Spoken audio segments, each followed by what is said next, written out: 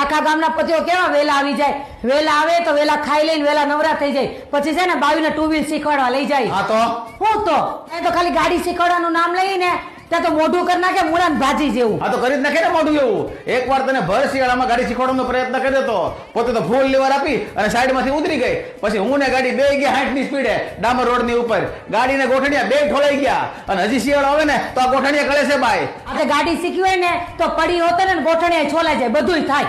હા ભાઈ ગોઠણિયા ઠોલાય પણ શીખવા વાળાના. આ તો દર વખતે શીખવાડવા વાળાના ગોઠણિયા ઠોલાઈ જાય છે. આખું ગામ કેવું પ્રેમથી શીખવાડે અને તમે નકરા વડકા જ ભરો, પછી આવું જ થાય ને. હા તો વડકા ભરે જ ને ભાઈ. આખું ગામ 5 દીમાં ગાડી શીખી જાય અને તને મહિનો મને શીખવાડી ને તોય પૂછે પછી કે ગાડી ચાલુ ક્યાં થાય. અરે મારા કપાળથી ચાલુ થાય ભાઈ. એમાં હું શું કરું? બધી ગાડીના લીવર આવે જમણી બાજુ, હું છું ડાબોડી. ગાડી વાળા એમ કહે ને ડાબી બાજુ લીવર આપે તો જલ્દી શીખી જાવ.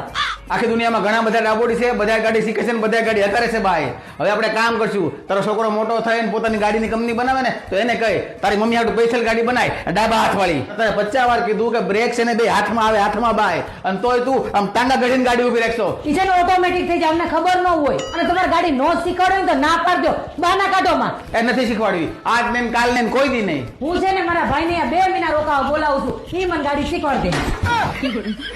ઓ ભાઈ આ લીવર જમણી બાજુ છે અને બરી કે ભાઈ હાથમાં રાખજે, બરાબર છે? અને ધીમી ગાડી કરજે. હો